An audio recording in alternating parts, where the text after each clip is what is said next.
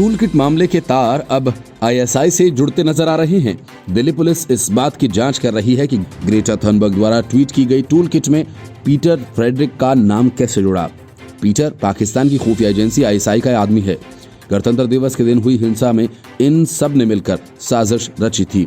Peter 2006 से ही भारतीय सुरक्षा एजेंसियों के रडार पर है। डॉक्यूमेंट में उसका नाम भी शामिल था। 2006 में उसका नाम तब सामने आया था जब उसने कश्मीर खालिस्तान के लिए आतंकी गतिविधियों को अंजाम देने वाले भजन सिंह भिंडर उर्फ इकबाल चौधरी के साथ जुड़ा था। पीटर के हैंडल से एक ट्वीट भी किया गया जिसमें कहा गया कि वो खालिस्तान का समर्थन नहीं करता है और ये सब मोदी सरकार द्वारा फैलाया गया एक मानसिक जंजाल है ताकि लोगों का ध्यान भटकाया जा सके। इस मामले में बेंगलुरु की दिशा रवि गिरफ्तार की जा चुकी हैं। मुंबई की वकील निकिता जैकब और पुणे के इंजीनियर शांतनु के खिलाफ गैर जमानती वारंट दिए गए हैं। दोनों फरार अभियुक्तों की तलाश जारी है। इस बीच निकिता ने हाई कोर्ट में अग्रिम जमानत की अर्जी दी है। उक्त टूल किट डॉक्यूमेंट में ऐसे कई हाइपरलिंक थे जो खालिस्तान से जुड़े हुए थे। दिशा ने टेलीग्राम से उसे ग्रेटा को भेजा। प्रियंका गांधी और अरविंद केजरीवाल जैसे नेता दिशा की गिरफ्तारी का विरोध कर चुके हैं। पाकिस्तान के प्रधानमंत्री तक ने इसका विरोध किया। पीटर का नाम टूल किट में उन लोगों में शामिल था जिन्हें फॉलो करने को कहा गया था। इस टूल किट में कई गूगल ड्राइव्स, गूगल डॉक्स और अन्य वेबसाइट्स के लिंक्स थे। इनमें एक खालिस्तानी वेबसाइट askindiawhy.com भी शामिल है। जनवरी 11 को जूम मीटिंग में टूल किट के प्रचार प्रसार के बारे में जब सब कुछ तय किया गया था, पुलिस का कहना है कि निकिता और शांतनु की गिरफ्तारी के बाद ही इस मामले में अधिक खुलासा हो पाएगा। अब निकिता ने बयान जारी कर कहा कि वो टूल किट सिर्फ एक सूचना पैकेज था और उसका उद्देश्य हिंसा भड़काना नहीं था। निकिता ने ये भी कहा उसने किसान आंदोलन के लिए समर्थन जुटाया और इसमें कुछ भी गलत नहीं है। उसने कहा जो इस आंदोलन के बारे में सब कुछ जानना चाहते थे उनके लिए ये टूल किट तैयार की गई। निकिता जैकब वैश्विक पर्यावरण संगठन एक्सटेंशन रिबेलियन यानी XR से जुड़ी हुई हैं। उसने कहा कि लोकतंत्र और संविधान के हिसाब से इस टूल किट को तैयार करना वैध है। जैकब के अनुसार XR द्वारा ही इस टूल किट को तैयार किया गया और इसके नेटवर्क में फैलाया गया। दिशा का संगठन फ्राइडे फॉर फ्यूचर भी XR का पार्टनर है। निकिता जैकब और शांतनु मुकुल ने बॉम्बे हाई कोर्ट में अपनी जमानत याचिका भी दायर की है जिस पर आज सुनवाई होनी है। निकिता ने हाई कोर्ट से मांग की है कि उसे 4 हफ्तों के लिए गिरफ्तारी से राहत दी जाए। किसी भी पुलिस कार्रवाई से उसे अंतरिम राहत मिले और दिल्ली पुलिस को निर्देश दिए जाएं कि वो FIR की कॉपी उससे शेयर करे। शांतनु मुकुल ने जो ईमेल बनाया वही उस टूल किट का ऑनर था। निकिता जैकब ने अपनी जमानत याचिका में ये भी कहा है कि वो किसानों को विलन बनाए जाने और तीनों कृषि कानूनों से होने वाले नुकसान को लेकर चिंतित थी। उसने कहा कि उसका कोई राजनीतिक, मजहबी या आर्थिक एजेंडा नहीं है। याचिका में दावा किया गया कि आजकल महिलाओं के लिए दूसरे राज्यों में यात्रा करना कठिन है। उसने आरोप लगाया कि सोशल मीडिया ट्रोल्स उसके फोन नंबर्स और व्यक्तिगत इन्फो सबको बांट रहे हैं। Bureau report, news of India.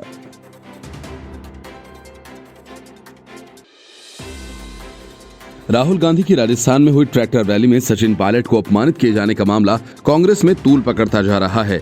Ajmer के रूपनगढ़ में हुई इस ट्रैक्टर रैली में अजय माकन ने सचिन पायलट को मंच से नीचे उतार दिया था। इस बात को लेकर एक तरफ सचिन पायलट का खेमा बदला लेने की तैयारी कर रहा है तो दूसरी तरफ प्रियंका गांधी वाड्रा के करीबी आचार्य प्रमोद कृष्णन ने सवाल खड़े कर दिए हैं। रूपनगढ़ की रैली को लेकर अब प्रियंका गांधी के नजदीकी कांग्रेस नेता आचार्य प्रमोद कृष्णन ने तीखी प्रतिक्रिया दी। कुछ दिन पहले ही सचिन पायलट को मुख्यमंत्री बनने का आशीर्वाद देने वाले कृष्णन सचिन पायलट को राहुल गांधी के मंच से नीचे उतारने पर सवाल उठा रहे हैं। उनका कहना है कि किसानों की पंचायत में किसान नेता को मंच से उतारकर किसानों का भला कैसे हो पाएगा। सवाल सचिन पायलट की तौहीन और इज्जत का नहीं, सवाल कांग्रेस के भविष्य का है।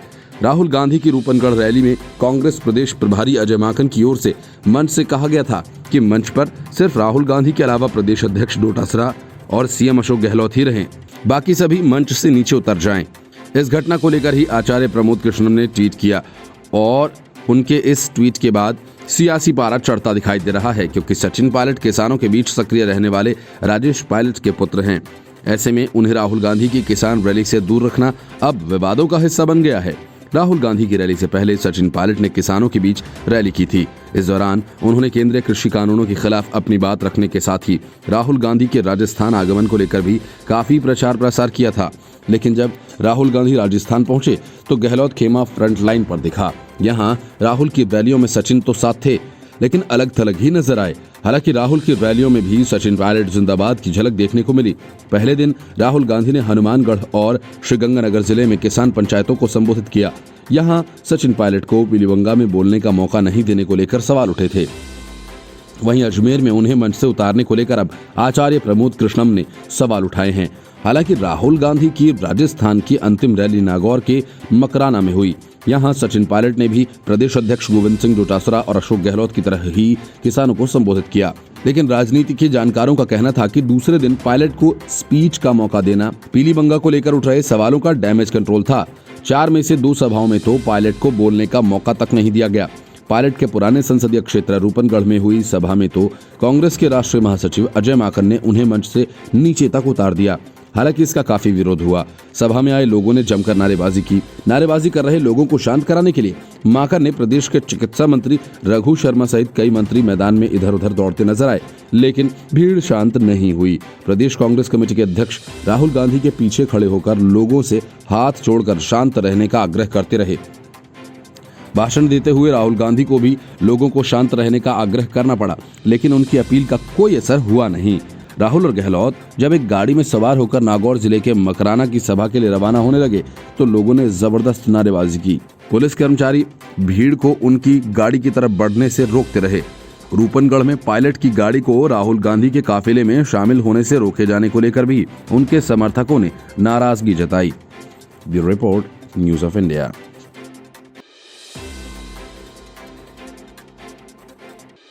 आलू की फैक्ट्री लगाने वाले राहुल गांधी का गणित अब ऐसा हो गया है कि एक दिन के अंदर ही वे पैसा डबल कर देते हैं।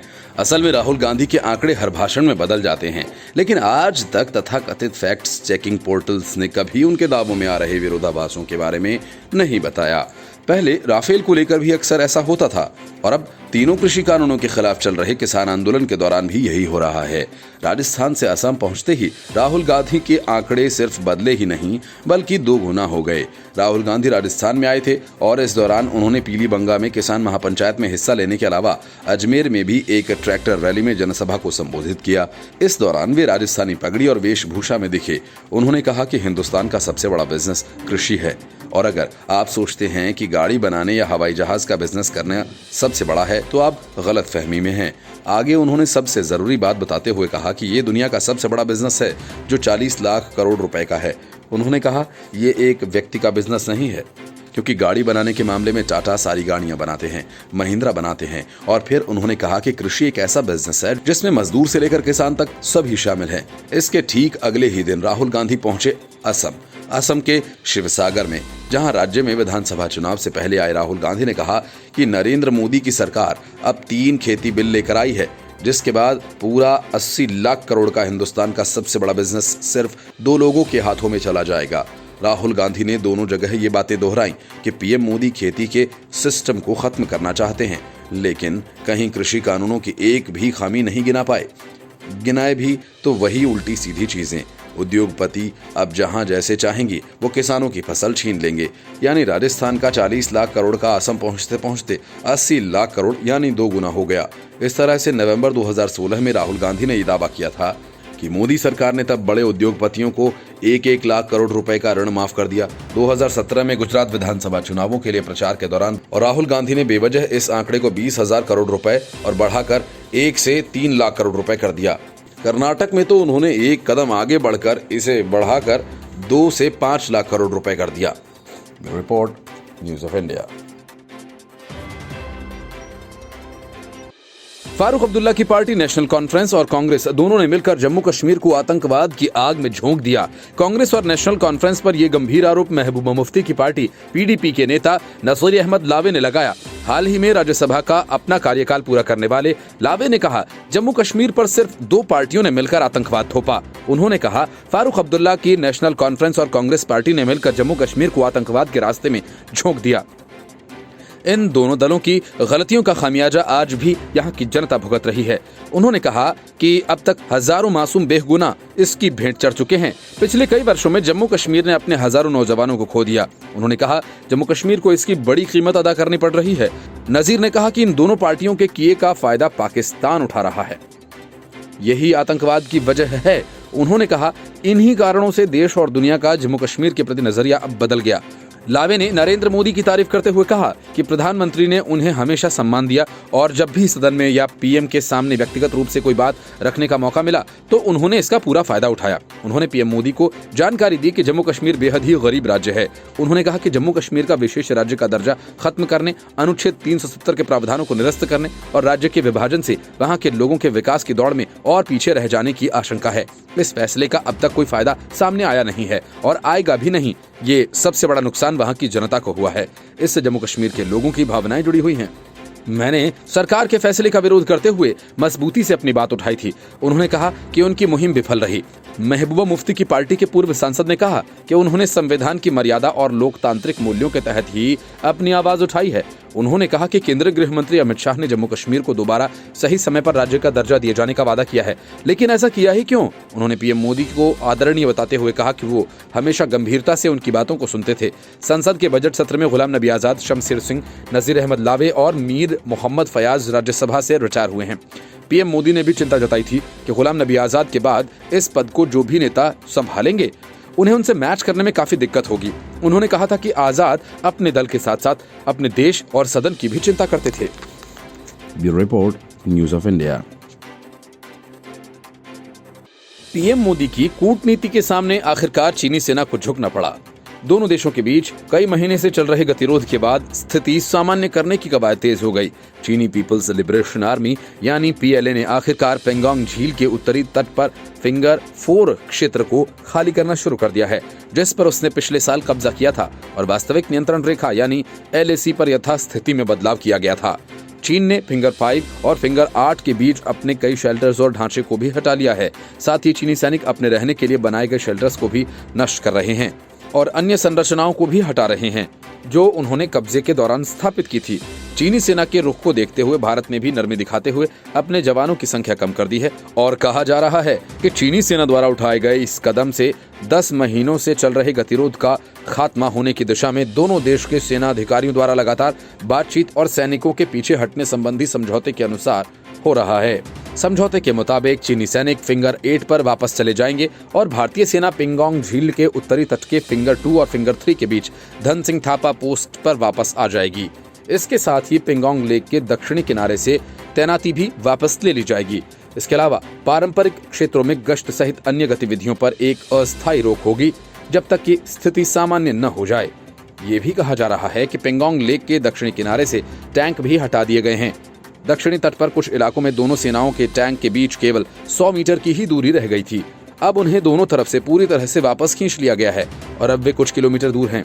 पेंगोंग झील के पास स्थित पर्वत को कई सैन्य क्षेत्रों में विभाजित किया गया है, जिसे फिंगर्स कहा जाता है।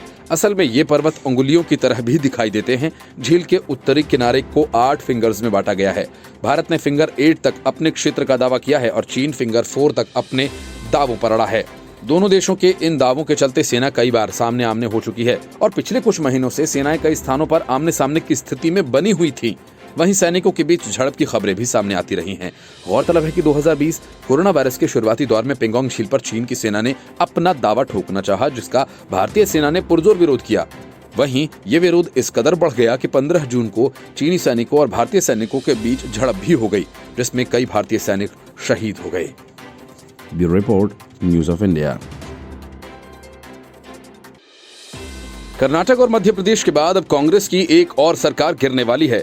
वजह यह है कि पुदुचेरी में कांग्रेस की सरकार अल्पमत में आ गई है। पुदुचेरी में कांग्रेस की मिलीजुली सरकार एक विधायक के बहुमत पर टिकी थी, लेकिन एक विधायक के इस्तीफा देते ही नारायणसामी की सरकार अल्पमत में आ गई। मुख्यमंत्री वेलू नारायणसामी सरकार के विधायक ए जॉन कुमार ने विधानसभा से अपना इस्तीफा स्पीकर वीपी शिवा कोलुंथु को सौंप दिया है। पुदुचेरी में कांग्रेस का डीएमके के साथ गठबंधन है। कांग्रेस सरकार ऐसे वक्त में अल्पमत में आ गई है जब वहां राहुल गांधी का दौरा होना था, लेकिन राहुल गांधी के पहुंचने के पहले ही सरकार के गिरने का खतरा उत्पन्न हो गया। अब 33 सदस्यीय विधानसभा में सत्ताधारी गठबंधन के भी 14 ही सदस्य हैं। बीजेपी अन्नाद्रमुक गठबंधन के पास भी इतने ही संख्या में विधायक हैं। चूंकि विधानसभा में 3 नॉमिनेटेड विधायक होते हैं और 5 उपलब्ध नहीं हैं, इसलिए फिलहाल विधानसभा की संख्या 28 ही है। कांग्रेस के पास 10 विधायक हैं और उनके साथ ही डीएमके के पास 3। कांग्रेस को एक निर्दलीय विधायक का भी समर्थन मिला हुआ है, जबकि विपक्ष में बीजेपी के पास 3 नॉमिनेटेड विधायक हैं। बीजेपी की सहयोगी एनआर कांग्रेस के पास 7 विधायक हैं और एआईडीएमके के 4 विधायकों को मिलाकर ये संख्या 14 पहुंचती है। विपक्षी दलों ने मांग की है कि उपराज्यपाल किरण बेदी जल्द ही सरकार को सदन में बहुमत साबित करने के लिए कहें। जॉन कुमार हाल ही में दिल्ली में कुछ बीजेपी के नेताओं से मिले थे। 2016 में नेलीथोपे विधानसभा क्षेत्र से जीतने वाले जॉन ने मुख्यमंत्री नारायणसामी के लिए ये सीट छोड़ दी थी। उन्हें सीएम का करीबी भी माना जाता था। बाद में वो कामराज नगर से उपचुनाव में 2019 में विजयी रहे थे। पूर्व स्वास्थ्य मंत्री मल्लादी कृष्ण ने भी एक दिन पहले ट्विटर के माध्यम से अपना इस्तीफा सार्वजनिक किया था। ये सब तब हो रहा है जब कांग्रेस के पूर्व अध्यक्ष राहुल गांधी एक दिन बाद ही पुदुचेरी में मई में होने वाले विधानसभा चुनाव की रणनीति बनाने के लिए जा रहे हैं। केंद्र शासित प्रदेश में पार्टी की सत्ता में आने के बाद ये उनका पहला दौरा है। पुदुचेरी के सीएम वी नारायणसामी के कार्यकाल को उपराज्यपाल किरण बेदी से उनकी लड़ाई को लेकर भी याद किया जाता है। अब भी उन्होंने किरण बेदी पर ही साजिश का आरोप लगाया है। उन्होंने कहा कि वो राष्ट्रपति से शिकायत करेंगे कि किरण बेदी उनकी सरकार को अस्थिर कर रही हैं और अधिकारियों को धमका रही हैं। पिछले कुछ दिनों में 4 कांग्रेस के विधायक इस्तीफा दे चुके हैं। नारायणसामी ने कहा कि किरण बेदी ने कई सरकारी योजनाओं को भी रोक दिया है। Bureau report, news of India. Tool kit का मास्टरमाइंड शांतनु मुलुक के बारे में बीजेपी ने बड़ा खुलासा किया। किसान आंदोलन के नाम पर देश को पूरी दुनिया में बदनाम करने की साजिश करने वाले शांतनु और निकिता जैकब फरार हैं। बीजेपी नेता राम कदम का कहना है कि शांतनु का पूरा परिवार शिवसेना से जुड़ा हुआ है और इतना ही नहीं, शांतनु 20 से लेकर 27 जनवरी तक किसानों के साथ दिल्ली में ही मौजूद था। टूल किट मामले के तार शिवसेना से जुड़ते ही महाराष्ट्र की सियासत का पारा चढ़ गया। राम कदम ने बताया, शांतनु मुलुक का शिवसेना से गहरा संबंध है। उन्होंने ट्वीट कर कहा, शांतनु मुलुक बीड़ से शिवसेना का जिला प्रमुख का चचेरा भाई है। शिवसेना का असली चेहरा सामने है। राम कदम ने बताया कि शांतनु के चाचा सचिन मुलुक शिवसेना के जिला अध्यक्ष हैं। शांतनु के पिता शिवलाल मुलुक शिवसेना से ही नगर पंचायत अध्यक्ष रह चुके हैं। शांतनु का चचेरा भाई चुलत भाऊ भी बीड़ में शिवसेना का जिला प्रमुख है। जांच एजेंसियों का कहना है कि किसान आंदोलन के नाम पर देश को बदनाम करने का षड्यंत्र रचा गया, लिहाजा इस प्रकरण में शामिल लोगों की गिरफ्तारियां की जा रही हैं। दिशा रवि फिलहाल गिरफ्तार हो चुकी है और निकिता जैकब शांतनु मुलुक के खिलाफ गैर जमानती वारंट जारी किया गया। जानकारी ये भी सामने आई कि 20 जनवरी से 27 जनवरी तक शांतनु टिकरी बॉर्डर पर मौजूद था और किसान आंदोलन में शामिल हुआ था। दिल्ली पुलिस की तरफ से दी गई जानकारी के मुताबिक शांतनु 26 जनवरी को ट्रैक्टर परेड के दौरान हुई दिल्ली हिंसा के समय तक टिकरी बॉर्डर पर था, लेकिन बाद इसके वह वहां से चला गया। दिशा रवि के अलावा शांतनु और बॉम्बे हाईकोर्ट की वकील निकिता जैकब पर भारत की छवि को धूमिल करने के इरादे से किसानों के प्रदर्शन से जुड़ी टूल किट बनाने का आरोप है। गौरतलब है, 15 फरवरी को इस पूरे मामले के बारे में विस्तार से जानकारी दिल्ली पुलिस ने दी।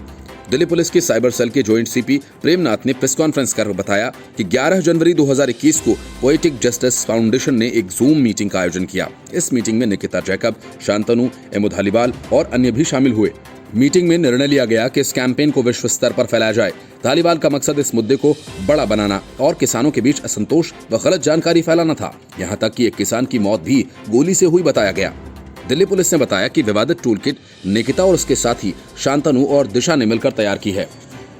इस टूल किट गूगल डॉक्यूमेंट को शांतनु के ईमेल अकाउंट से बनाया गया था। पुलिस ने बताया कि ये लोग एक व्हाट्सएप ग्रुप पर जुड़े हुए थे। ये ग्रुप 6 दिसंबर को बनाया गया था। जॉइंट कमिश्नर प्रेमनाथ ने बताया कि दिशा के फोन से जानकारी मिली कि उसने अपने साथी शांतनु और निकिता के साथ मिलकर टूल किट डॉक्यूमेंट बनाया। दिशा की जो दोस्त फ्राइडे फॉर फ्यूचर नामक पर्यावरण नामक आंदोलन से जुड़ी है, उसमें ग्रेटा थनबर्ग है।